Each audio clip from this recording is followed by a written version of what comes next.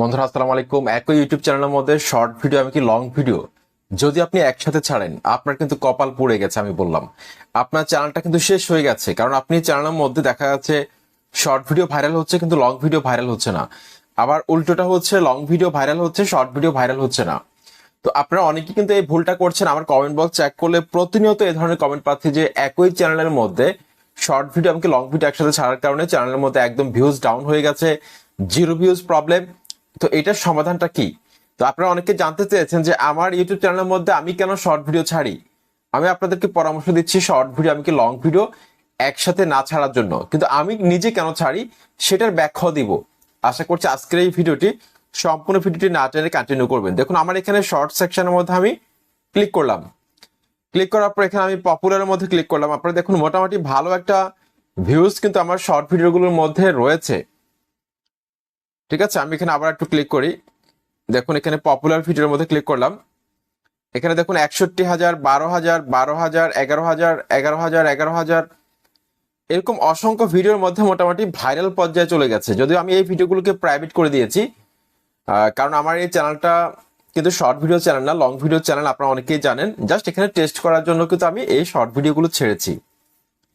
এখন আপনারা অনেকে আমাকে কমেন্ট বক্সে লেখেন যে অনেক খারাপ ভাষায় অনেকে লেখে, সেটা বলছি না, যে আমি কেন ছাড়ি আমি আপনাদেরকে উপদেশ দিচ্ছি। বন্ধুরা দেখুন আমার এই চ্যানেলটা মনিটেশন হওয়ার আগ পর্যন্ত আমি একটা শর্ট ভিডিও ছাড়ি নাই। মনিটেশন হওয়ার আগ পর্যন্ত একটা শর্ট ভিডিও ছাড়ি নাই। যখন আমার চ্যানেলটাকে আমি গ্রো করাতে সক্ষম হলাম, 1.5 মাসের মধ্যে মনিটাইজ করলাম, এই মনিটাইজেশন হওয়ার পর আমি আস্তে আস্তে শর্ট ভিডিও ছাড়ি। তবে আমি রেগুলার ছাড়ি নাই, আমি কিন্তু মাঝে মাঝে ছাড়ি। হ্যাঁ, আপনি মনিটাইজেশন চালু হওয়ার পর দেখুন আপনার চ্যানেলটা যখন মনিটাইজ হয়ে যাবে তখন দেখবেন আপনার যে কোনো একটা দুইটা ভিডিও কিন্তু এমনিতেই ভাইরাল হবে। চ্যানেলটা গ্রো করার পরেই তো 1,000 সাবস্ক্রাইবার, 4,000 ঘন্টা ওয়াচ টাইম কমপ্লিট হয়। তখন আপনি শর্ট ভিডিও ছাড়তে পারবেন, কোনো সমস্যা নেই। এবং ইউটিউবের তরফ থেকে কোনো ধরনের বাধা নেই। অনেক ইউটিউবার আপনাদেরকে ভুল বলে যে আপনি ছাড়তেই পারবেন না।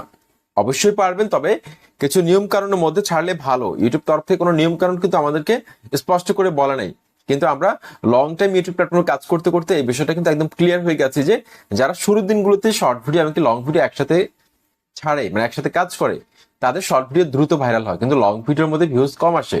দেখা যাচ্ছে একটা শর্ট ভিডিওর মধ্যে সে 1 লাখ ভিউজ চলে আসলো, পক্ষান্তর একটা লং ভিডিওর মধ্যে সে পাচ্ছে 100 ভিউজ, 200 ভিউজ। তাহলে কি হলো? হলো না।